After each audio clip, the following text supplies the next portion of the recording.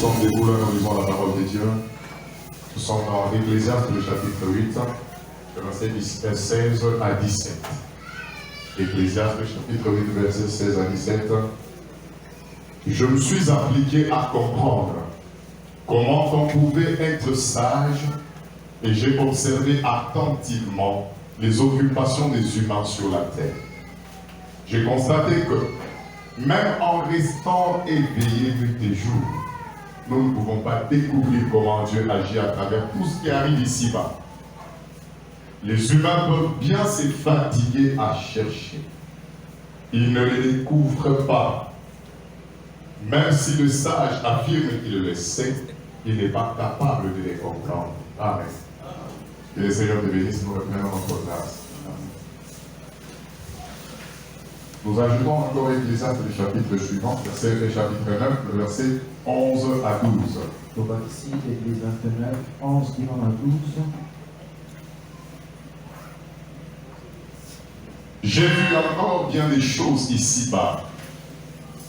Les plus rapides ne gagnent pas toujours la course. Et les plus courageux dans la bataille ne remportent pas forcément la victoire. Ce n'est pas le sage qui gagne le plus facilement sa vie.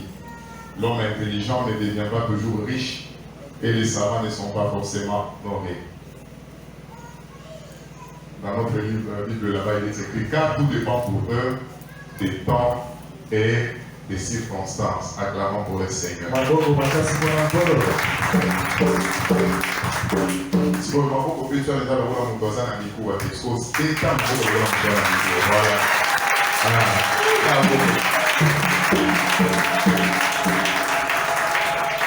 Amen. Nous sommes dans notre culte de combat ce soir. Et nous allons parler autour de ce passage que nous venons de lire. Le thème de ce soir est simple, ce sont les paroles de la bouche de Salomon. C'est que j'ai vu sous le soleil. Alléluia. C'est que j'ai vu sous le soleil. C'est ça le thème. C'est que j'ai vu sous le soleil. Amen. Regarde le voisin, dis-lui, c'est que j'ai vu sous le soleil. Si tu n'as pas de voisin, parle même à la chaise. C'est que j'ai vu sous le soleil. Alléluia. Salomon, c'est un sage. Cette personne qui un jour a fait une demande extraordinaire à Dieu. Il avait l'occasion ce jour-là, Dieu lui a dit demande-moi ce que tu veux et je le ferai. Dieu lui a donné un chèque en blanc qu'il devait remplir de son propre gré.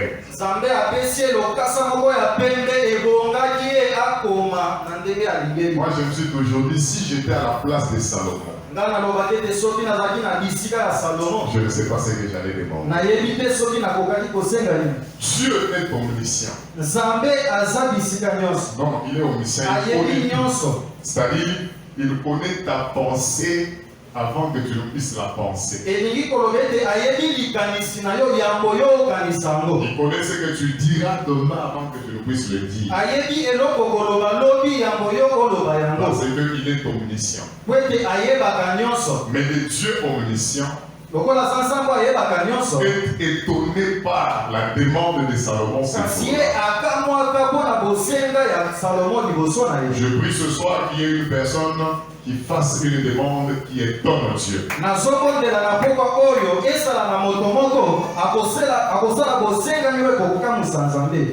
Je recommence. Je prie ce soir qu'il y ait une personne qui va faire une demande qui va étonner Dieu. Quelle est la demande qui pouvait étonner Dieu ainsi? Dieu sait que Salomon c'est un homme. Et l'homme dans sa nature est égoïste. Il pense souvent à lui-même. Il est tourné vers lui-même. Mais ce jour-là, c'est que Salomon a demandé. Cela a étonné Dieu. Yango ekamsaki Nzambe. Salomon dit à Dieu, Salomon ebisi Nzambe. donne-moi de l'intelligence. Pesanga mayele. C'est la phrase suivante qui étonne Dieu. Eza nde likambo mosusu ezokamwisa Nzambe. Salomon ne dit pas à Dieu, donne-moi de l'intelligence pour que je puisse étonner les gens de ma génération. Salomon alobi te pesanga mayele po ete nakamwisa bato ya Il ekeke dit, na nga. afin que je sache conduire ton peuple avec justice. Po ete nayeba kokamba libota na yo na bosembo. C'est-à-dire le plus grand souci de Salomon, Elingi koloba ete posa makasi ya Salomo c'était que la justice de Dieu soit établie parmi le peuple. ezalaki ete bosembo na Nzambe efanda kati na bato. Et pour que cette justice-là soit établie, Po ete bosembo yango eba na kofanda na kati ya c'est bato. moi qui ai la charge de ces peuples qui doit commencer à les conduire selon cette justice. Ngande naza na mokumba ya libota oyo ebongi namenga bango kati na bosembo yango. Et la justice de Dieu était dans l'intérêt de Dieu lui-même. Mpe bosembo ya Nzambe ezalaki na intere kaka ya Nzambe. Et comme la demande de Salomon portait l'intérêt de Dieu, Kasi lokola bosengami ya Salomo ezalaki na intere ya Nzambe na kati. Dieu était étonné. Nzambe ye akamwaki. Il commence à dire à Salomon, Abandi koyebisa Salomo. moi je pensais que, Nga nabanzaki ete comme tu es venu ce soir à l'église, ete lokolo ye na pokwa lelo na eglise Dieu pense que, Nzambe azokanisa ete alléluia, qu'est-ce qu'il pense que tu peux demander? azokanisa nini yo kosenga ye Quand il sait que le voisin là t'a insulté, ntango ye ayebi ete mofandi pembeni na afingaki yo Dieu pense que tu peux demander que le feu descende sur lui. Nzambe ayebi ete yo okoki kosenga ete moto ekitela ye tumba ye. Alléluia. Mais Dieu peut être étonné quand il voit celui qui t'a insulté, tu viens avec amour demander pardon pour lui, demander à Dieu, Seigneur, pardonne-lui, parce qu'il ne sait pas ce qu'il fait. Nzambe akokamwa soki amoni moto afingaki yo oyepa na ye osengeli ye bolimbisi Nzambe ekolesela Nzambe. C'est aussi un combat spirituel, ça. Eza mpe bitumba ya molimo. Alléluia. Savoir demander pardon pour ses ennemis. Koyeba kosenga bolimbisi mpo na banguna Ceux qui te font du mal. bato bazosala yo mabe. Mais toi, tu arrives à contrôler ta réaction. Yo okoki komatela Et tu réagis selon Dieu. osali kobila Nzambe. C'est aussi un combat. Eza mpe bitumba. Salomon dit, mon souci, c'est ta justice au milieu de moi. Salomo alobi ete posa nanga eza nde bosembo no kati na bato. Dieu dit, je pensais que Nzambe alobi ete nabanzaki tu ete allais me demander une longue vie. okokaki kosenganga bomoi Parce que molai. c'est le souci de chaque personne. Po ete eza nde posa ya bato nyonso na Je sango. pensais que tu allais me demander la renommée. Nabanzaki okokaki kosenganga sango esambola oyebana Ça, c'est le mokili. plus grand souci des hommes d'aujourd'hui. Yango nde posa ya bato ya mikolo oyo. Même moi, j'aime la renommée. Atanga nalingi nayebana te na Si je mokili. te dis que je n'aime pas, je te mens. Soki nalobi ete nga nalingaka te nayebana na kosi. Bon, peut-être que toi tu n'aimes pas, mais moi j'aime. Mbala mosusu yo elingaka te me nga nalingaka te nayebana. Et puis ce n'est pas un péché. Eza mpe lisumu te. Alléluia. Dieu dit, je pensais que tu allais demander de la renommée. Nzambe alobi nabanzaki neti okosenga komona ekendesa. Et même je pensais que tu allais demander la mort de tous tes ennemis. Nakanisaki neti okosenga mpe liwa ya banguna na yo. Combien de gens demandent la mort de leurs ennemis? Boni ya bato bazosenga liwa ya banguna na bango. Je me souviens en 2002, Na bansi na 2002 nous étions à l'unité à l'assemblée de la première rue là. tozalaki na limete na lisanga ya première rue Un dimanche dans un culte de célébration, dimanche moko na losambo ya masange oyo à l'heure de témoignage, na ngonga ya matatoli on a appelé une sœur pour qu'elle témoigne. babengi ndeko mwasi moko apesa litatoli Elle passe devant, elle dit, aleki liboso mpe alobi bandeko nakumisinza papa na ngai azalaki doki azalaki kobumisanga makasi alors ndenge tozoloba boye akufaki vendredi est-ce que eza lokumu na nzambe te? Amen. À partir de ce jour-là, on a dit, kobanda mokolo wana balobaki avant qu'une personne témoigne, on doit d'abord écouter ce qu'il veut dire. yango moto apesa litatoli liboso awa ebongi toyoka nini yango Parce que akotatoli l'homme dans sa nature ne supporte pas l'adversité. po ete moto na kati ya nzoto boye alingaka te botelemi Nous ne supportons pas l'ennemi. biso tosiportaka te monguna na biso. Beaucoup nous sommes dans la joie quand ceux qui nous font du mal meurent. Et Dieu sait que c'est la nature. Je pensais que tu allais me demander la mort. Mais tu ne m'as rien demandé de tout ça. Tu m'as demandé l'intelligence et la sagesse pour conduire mon peuple avec toi. À cause de cela, l'intelligence je te donne, la sagesse je te donne, et je te donne même au-delà de ça, c'est que toi tu n'as pas de. Quand tu poursuis les intérêts de Dieu, Dieu te donnera, te surprendra avec des choses que tu n'as pas demandé. Quand tu poursuis les intérêts de Dieu,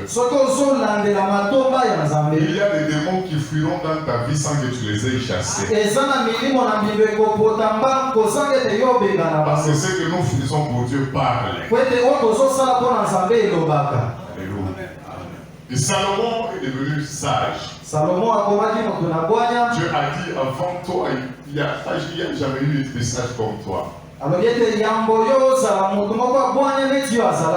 dans sa sagesse, Salomon a commencé à étudier la vie des hommes sur la terre. Et à tirer des enseignements de la vie des hommes. Il a étudié la nature, il a étudié les arbres. Et il en a tiré des leçons. La vie de toute personne sur la terre, c'est une école. Et même ta vie, c'est une école. Et même la vie de la personne auprès de qui Dieu t'a placé, c'est une école. Dieu ne te place jamais à côté d'une personne au hasard. Il te place à côté d'une personne pour que tu apprennes des choses. Mais que tu n'apprennes pas seulement des bonnes choses qu'il fait. Même dans les erreurs de sa vie, il y a des leçons que tu dois tirer pour ta vie.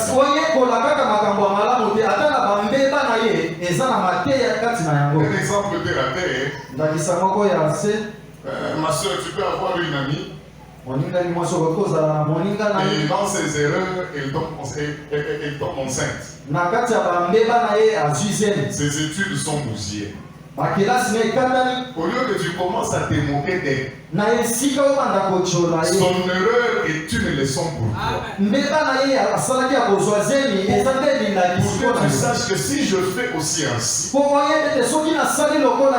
je peux aussi gâcher ma vie. La vie de toute personne est une école. Et Salomon s'est appliqué à cela. Il observait des choses qui s'est passées dans la vie des hommes. Et il voulait comprendre des choses. Alors dans son étude de la vie des hommes, il voit comment les hommes sont livrés à une bataille acharnée de chaque jour. Ils ont des occupations qui leur privent même de sommeil. Salomon a compris que quand les gens entrent dans leur maison pour dormir, ce que nous considérons comme un temps de repos là, pour certains, c'est un temps de combat la nuit. Il s'est battu avec les corps la journée.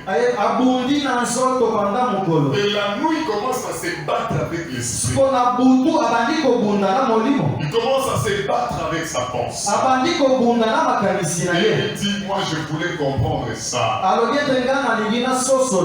Je voulais saisir ce qui s'est passé dans la vie des hommes. Comprendre que les hommes sont livrés à un combat. Il dit, j'ai observé attentivement naibaki na kotala malamu les occupations des hommes sur la terre. makambo bato bazosala na se ya mokili. Nous aussi, nous avons des occupations Biso mpe tozala makambo tosala chaque jour de notre vie. mikolo nyonso ya bomoi na biso. Alors il dit, alobi j'ai constaté que namonaki ete même quand les hommes restent éveillés, ntango bato batikali miso bolele ils bakosenga se privent de sommeil. bazomipimela pongi. Ils se disent, je ne fais pas commis, balobi ete tokolala pongi je te vais me battre pour la vie. nakobunda mpo na ntina bomoi. La journée, il se bat. na moi La abundi nuit, il ne dort pas. na butu azolala te te. Il dit, mais l'homme n'arrive pas toujours à découvrir ce que Dieu peut faire sur la terre. kasi alobi ete moto azokoma te kaka na kososola nini nzambe akosala na sa moi. Alléluia. Alléluia. Il dit, alobi les hommes se fatiguent à chercher. bato bazolemba na koluka. Alléluia. Que celui qui cherche dise Amen. Il dit, les hommes se fatiguent alobi ete bato bazolemba à chercher. na kolukaka. Bato bazolemba na caillou, na luka vie, na luka venir. Salomon a étudié la vie, ces soucis-là, dans le chef de toute personne sur la terre. salomo atangaki mpe amoni posa na kati na moto nyonso na se ya moi. Mais c'est logique, c'est légitime que nous puissions chercher. elongobani na moto ayeba na koluka. Mais Salomon a constaté des choses terribles. kasi salomo amonaki likambo moko ya somo C'est que malgré toute la fatigue ete atako kolemba nyonso ya bato que s'impose l'homme pour chercher, oyo moto akomitya mpo na koluka l'homme n'arrive pas à trouver. kasi moto azozwa te. Alléluia. Les hommes cherchent, ne trouvent pas. bato bazoluka kasi bazozwa te Parce que leur vie, c'est un combat. po ete bomoi na bango eza bitumba. Les hommes ne dorment pas. bato bazolala pongi te Ils pensent aux choses qu'ils doivent trouver dans la vie. bazokanisa na makambo ebongi bazwa na bomoi Mais ils ne trouvent pas ce qu'ils cherchent. kasi bazozwa te eloko bakoluka. Alors Salomon a compris qu'il y a des réalités spirituelles qui peuvent gérer la vie d'une personne. salomo asosoli ete eza na makambo ya molimo ekoki kokamba bomoi ya moto. Toi, tu peux te battre pour ta vie. yo okoki kobunda mpo na ntina bomoi na Mais yo. d'autres réalités peuvent gérer les résultats de ta vie. kasi eza na makambo mosusu ekoki kokamba biyano ya bomoi na yo. Alléluia. Tu peux te battre pour trouver. okoki kobunda mpo ete ozwa. Mais d'autres réalités spirituelles peuvent dévier les résultats de ta vie. kasi makambo mosusu ya molimo ekoki kolongola yo pembeni ya makambo yango Tu bundi. peux contribuer à l'avenir de tes enfants en les envoyant dans les études, mais d'autres réalités spirituelles peuvent gérer leur vie autrement. okoki kosala nyonso kotangisa bana klase kasi makambo mosusu ya molimo ekoki mpe kolongola yango pembeni ya bana na yo. C'est pourquoi il dit au chapitre 9, nde na yango azoloba na chapitre et quand j'ai observé la vie, ete ntango natalaki malamu je bomoi suis arrivé à la conclusion que nakomaki mpo na kosukisa ete ce n'est pas toujours les plus agiles qui gagnent la course. eza kaka bato baza banzunzu te nde bakotaka mbango balongaka. C'est-à-dire la victoire dans une course elingi koloba ete elonga na kati ya ne kokotika revient pas forcément à celui qui est le plus rapide. ezalaka mpo na bato bakimaka mbango koleka te. Je recommence encore. na bandeli lisusu La victoire dans une course elonga na kati ya kokotima ne revient pas forcément à celui qui est le plus rapide. elonga esengami te kaka ezongela na bato bakimaka mbango Tu koleka. peux être plus rapide que les autres. okoki kozala okimaka koleka bato nyonso Mais à la ligne d'arrivée, kasi na bisika ndelo batiela bino les plus lents arrivent avant moto toi. azalaki na suka akomi yango yoko. Tu peux être plus rapide qu'une antilope. okoki kozala ozokima koleka ata Mais moto à la ligne d'arrivée, kasi na mundelo batiela tu bino es surpris de trouver que l'escargot était déjà arrivé avant toi. osutuki omoni koba akomi deja kuna aleki yo. Dans la course de la vie, na kati ya kokoti mbango ya bomoi les capacités et les talents que nous avons, makoki oyo toza na yango ce n'est pas seulement cela qui définit ta réussite. yango te esalaka teke yo olongaka na bomoi. Réussir dans la vie bien-aimée dans le Seigneur kolonga kati na bomoi balingani kati na nkolo n'est pas seulement facteur de talent et de capacité. ewutaka te na makoki ya mayele akelasi kotanga te. Alléluia. Cela n'est pas seulement facteur, ewutaka kaka te des talents et des capacités que vous possédez. na makoki ya boyebi oyo oza na yango. La réussite dans la vie ne dépend pas seulement des efforts que nous fournissons pour réussir. elonga kati na bomoi ebilaka kaka te na makasi oyo tozomisalisa mpona Réussir dans la vie ne dépend pas seulement de la volonté qu'on peut avoir de réussir. kolonga kati na bomoi ebilaka kaka te na mokano oyo tosalaka mpona kolonga na La bomoi. volonté de réussir, nous l'avons tous. mokano ya kolonga toza na yango biso nyonso. Alléluia. Qui s'est réveillé avec la volonté d'échouer aujourd'hui? nani alamokaki na mokano ete nga nakapema na eshue? Qui a commencé cette année avec l'envie d'échouer? nani abandaki mbula oyo alobi ete nga na eshue na nga kaka Dans vraiment 2020, il faut échouer. na eshue kaka? Mais qui a commencé avec l'envie de réussir? nani abandaki na posa ya kolonga? totongoli biso nyonso maboko. Alléluia.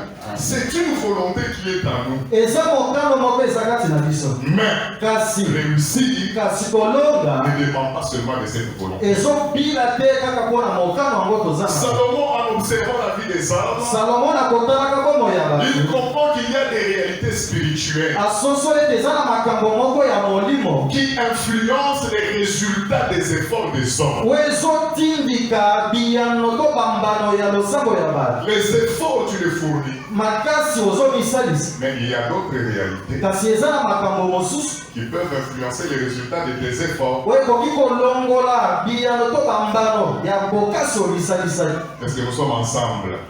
Est-ce que nous sommes ensemble?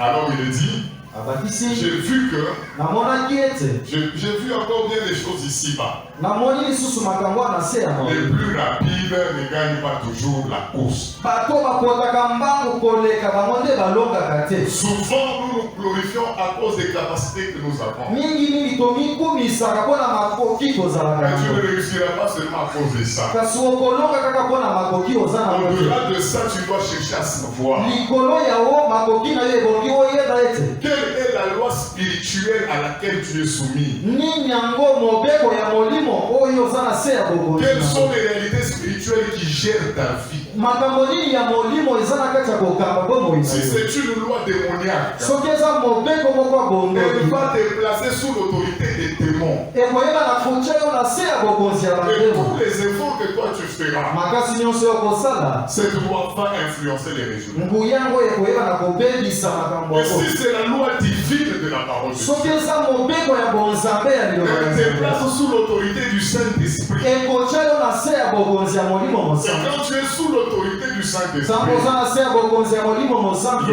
Maître nous a dit mokonzi ayebisi que quand biso le Saint-Esprit viendra, ntango molimo mosantu il akoya nous conduira dans toute la vérité. akotambwisa biso kati na bosolo La nyonso. vérité de la parole et la vérité de la vie. bosolo ya liloba eza bosolo ya bomoi, Parce que la parole de Dieu, c'est la lumière. po ete liloba na nzambe ezali pole Pour te montrer des choses que tu dois faire clairement. mpona kotalisa opolele makambo ebongi osala. Au nom de Jésus, sois sous l'autorité du Saint-Esprit. amen. na nkombo na yesu zala na bokonzi ya molimo Et mosantu, que tu découvres la vérité de ta vie. mpe ososola bosolo ya bomoi na yo. Il dit, ce n'est pas les plus courageux dans la bataille qui remportent forcément la victoire. alobi ete eza te motu ya nzunzu kati na bituma nde alongaka kaka. Okozala banzuzu ebele, mais ça ne t'apporte rien dans la vie. kasi nzunzu yango ememeli yo te eloko na bomoi. Et d'ailleurs, nous sommes à Kinshasa, awa na kini awa où la ville est remplie de courageux. bomoi etondisami na bakino Il bakourage. se glorifie même dans courageux. nga nazala kourage. Au lieu de dire je suis courageux, mais la juste il met l'accent là, dans la courageux. esika loba nazala kourage alobi naza kourage. Mais même si la juste l'accent, ils ont encore courageux, ça n'apporte rien à ça. sasa ekobakisa eloko te na kikourage na ye. Ah, vous mettez le nom de ce moment.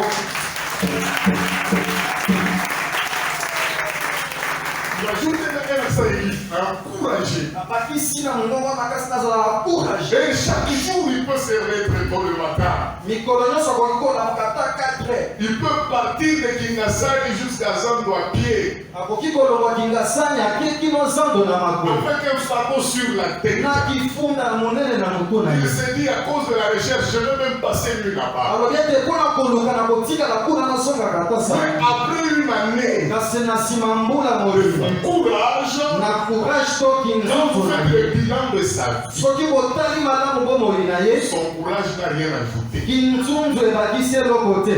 Salomon a vu ça dans la vie des gens. Salomo amonaki yango na bomoi ya bato. Et nous aussi, nous voyons ça dans la vie des gens. Biso mpe tomonaka yango na kati ya bomoi ya bato. Qui n'a rien à voir des gens de l'obéissance ou bien le bandit au côté. Ça va pas me voler aussi. Courageux, nous avons tout un courage na yombe. Alléluia. Donc quand tu es courageux, tu es courageuse. Alléluia. Je vous l'ai dit, ce n'est pas le sage Eza nde moto na bwanya te. qui gagne facilement la vie. Ye nde alongaka mingi kati na bomoi. Donc il y a des gens qui sont sages avec S majuscule, Eza na bato baza mayele makasi mais avec leur sagesse, kasi na bwanya na bango wana ils échouent quand même dans la vie. bazokakema kati na bomoi. Alléluia.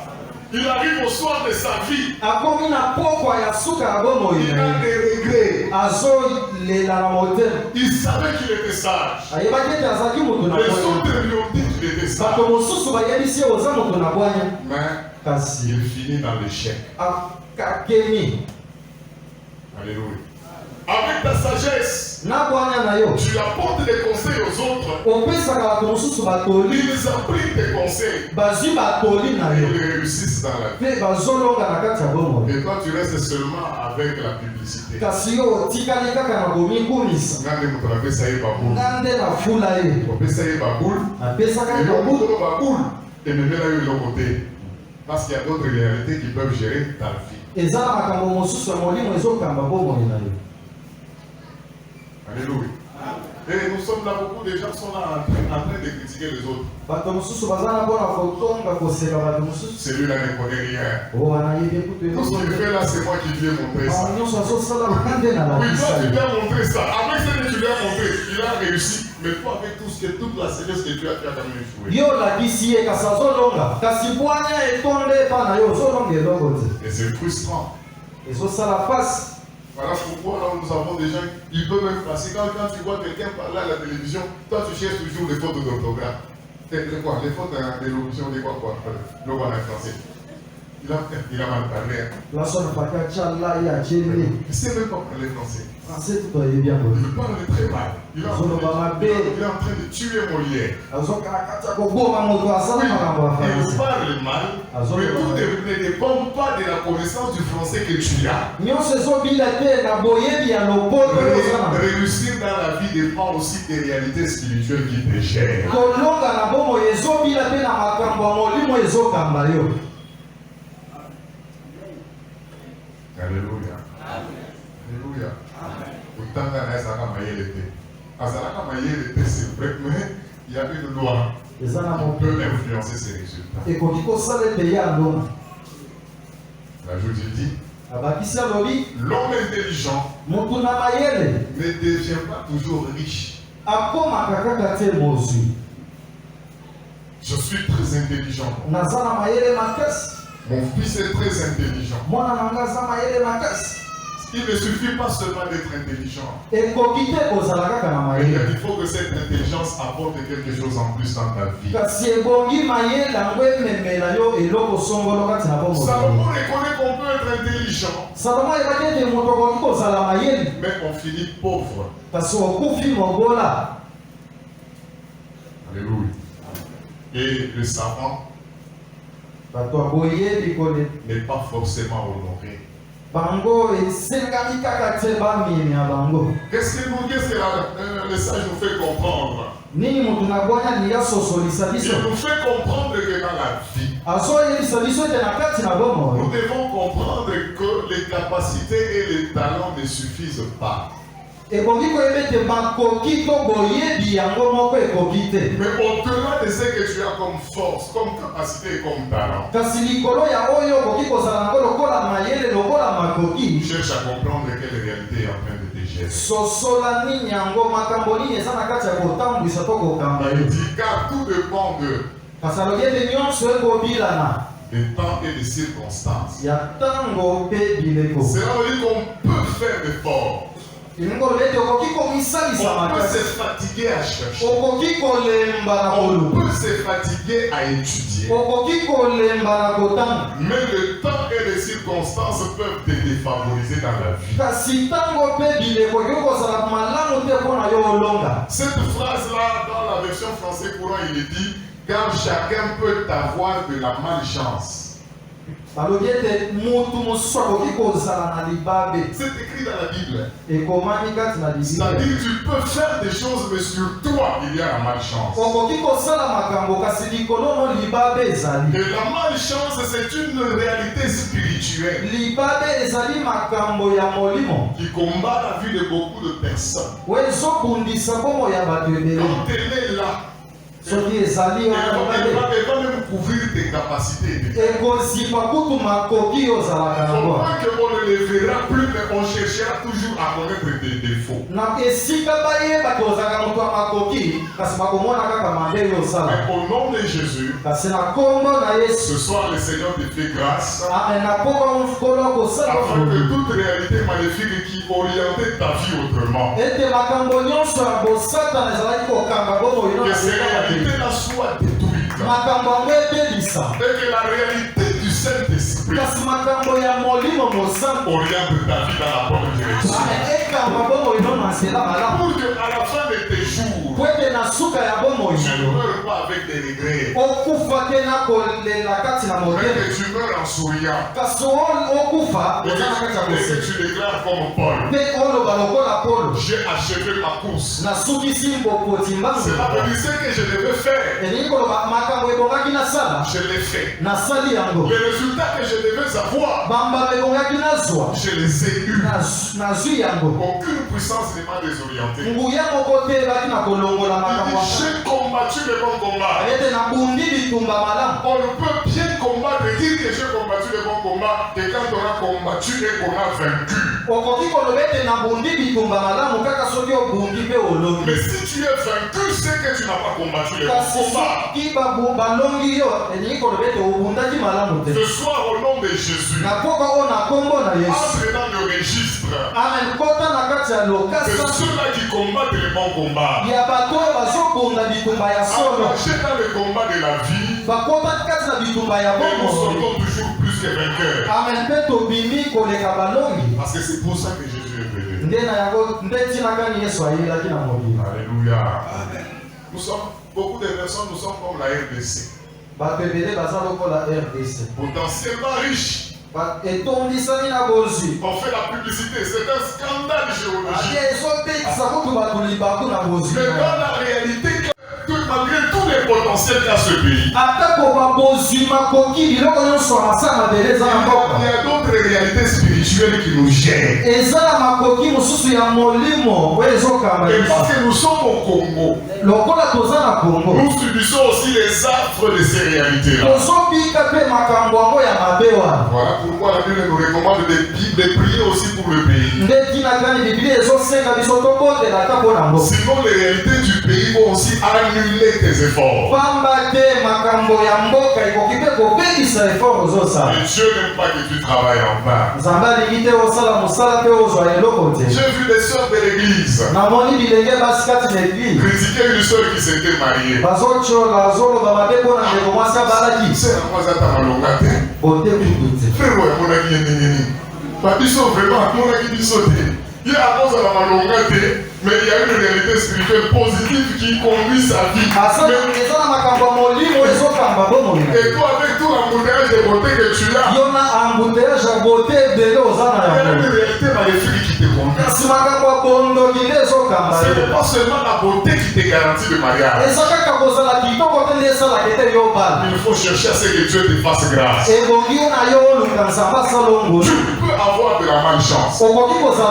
Salomon a dit ça, ce n'est pas moi, c'est Salomon. Il dit que chacun peut avoir de la malchance. Et quand la malchance travaille dans la vie d'une personne, tu n'es pas contre tout dans la vie. Et tu as aussi comme l'impression que la vie aussi c'est pas contre toi.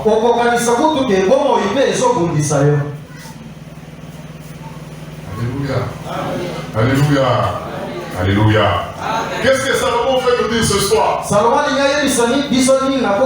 Il veut nous faire comprendre que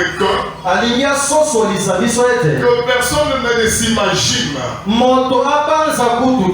qu'en appliquant toutes ses forces à ce que nous faisons, tu fais des choses, tu travailles, tu appliques toutes tes forces à cela. Ne sois pas certain parce que tu as appliqué toutes tes forces, tu réussiras. On peut être vaillant, courageux, mais on échoue. On n'est pas assuré du succès. Alléluia. On peut avoir beaucoup de diplômes, mais être au service de ceux-là qui n'en ont pas. Alléluia. Alléluia. Car tout dépend des temps et des circonstances. Peut-être que quand je te parle ce soir, les temps sont contre toi. Les circonstances sont contre toi. Puis ce soir, que le Seigneur tourne cela en ta faveur. J'ai pensé que tu aimais ça et que tu allais dire Amen. Prie que le temps et les circonstances tournent en ta faveur. Parce que le temps peut te combattre. La même chose peut arriver dans ta vie et annuler les efforts de ta vie. Alléluia. Alors, ce soir, je viens nous encourager à beaucoup travailler. Et ceux-là qui travaillent encore beaucoup. Et ceux-là qui étudient encore plus. Ceux-là qui cherchent encore plus. Mais même en cherchant, en étudiant et en travaillant, je vous demande à ne pas oublier ce que l'apôtre Paul a dit. Dans Romains chapitre 9, verset 16. L'apôtre dit, ainsi donc, cela ne dépend ni de celui qui veut, ni de celui qui court, mais de Dieu qui fait miséricorde.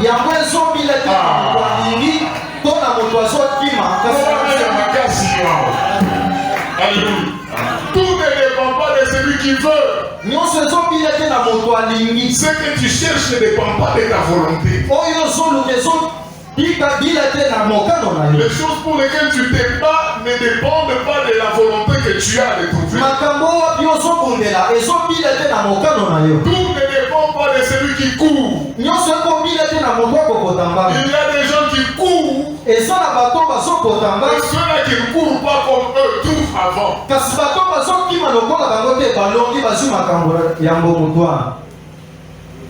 Mais tout dépend de Dieu qui fait miséricorde.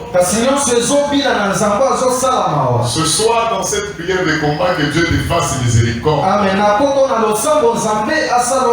Parce que tu dois passer du combat à l'adoration. Parce que Dieu n'est pas seulement un Dieu de combat, mais un Dieu aussi de repos.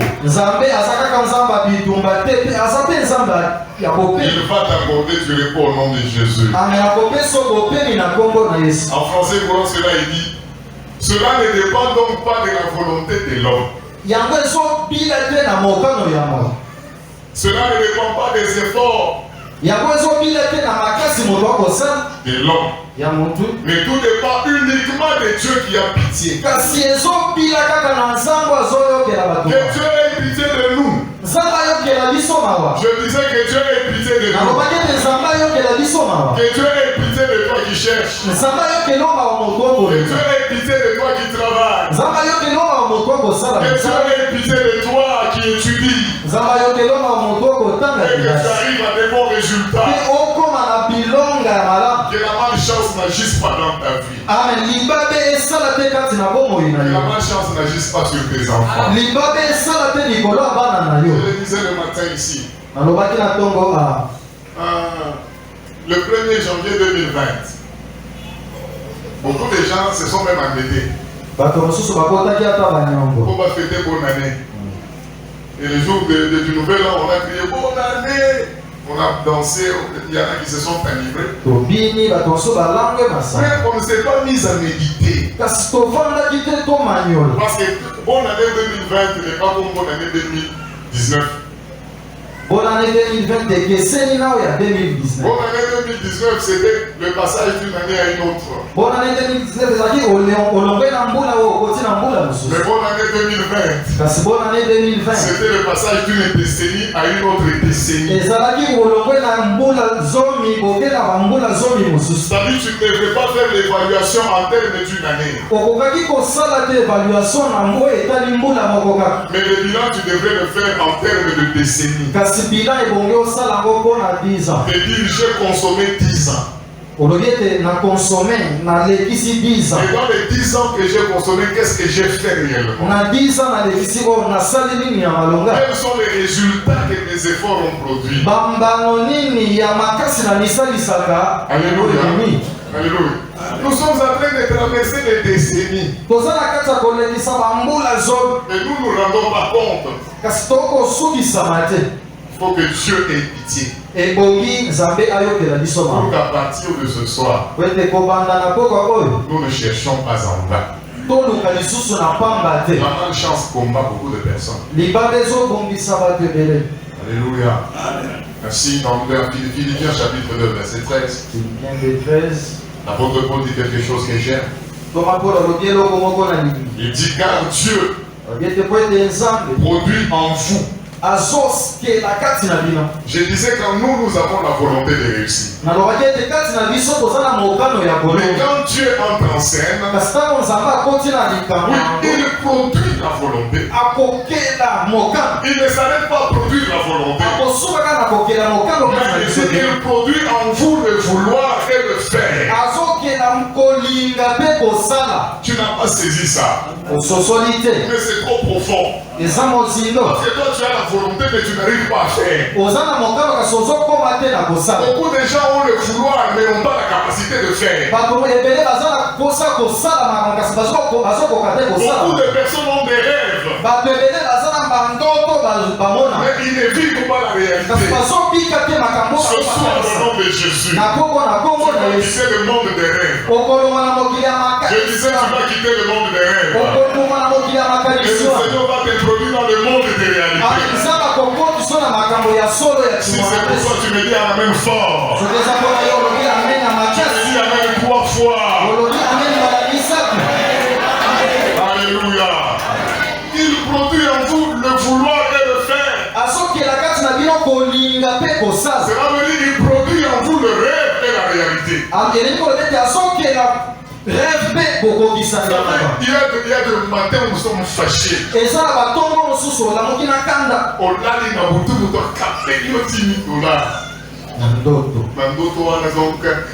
Quel essai? Ça lit déjà un programme. Mais on se dit qu'il y a une alarme à téléphone et sonne. Où est-ce qu'on va voir? Vous avez sali d'auto. Tu es fâché. Donc, au lieu de ne pas vivre sous que la carte dans d'autres petits caractères de là. Alléluia. Parce que toi, tu peux avoir de rêve. Mais la réalité, il faut que Dieu ait pitié. Alléluia. Amen. Il dit, car Dieu agit parmi vous. Mais ce soir, il agit parmi nous. Je disais ce soir, il agit dans ta vie. Ce soir, il agit dans la vie de tes enfants. Ce soir, il agit dans les études de tes enfants.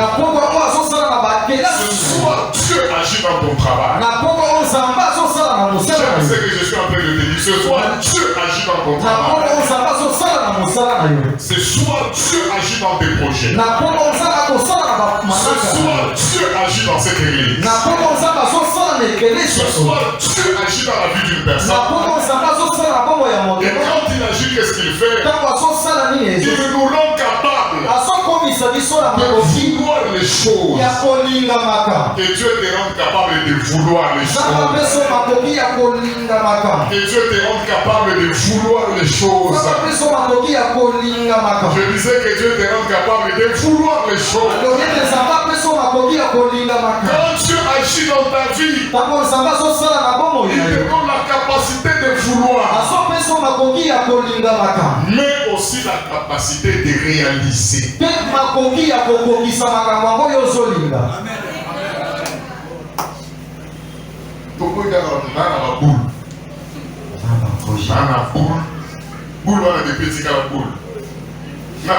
Quand Dieu agit,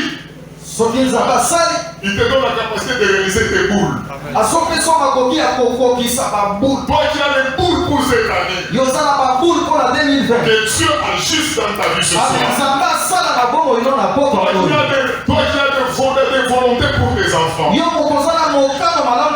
que Dieu agisse dans ta maison. Il te rend capable de le réaliser. Quand il agit, il nous rend capable. Est-ce que ce n'est pas bien ça? C'est très magnifique. C'est vraiment magnifique. Et quand il nous donne cette capacité de réaliser des choses, nous ne les réalisons pas selon notre pensée, mais nous les réalisons selon les bons plaisirs de Dieu. Tu réalises cela selon les bons plaisirs de Dieu, selon les plaisirs que Dieu sait que cherche pour ta vie. Parce qu'il y a ce que tu cherches pour ta vie,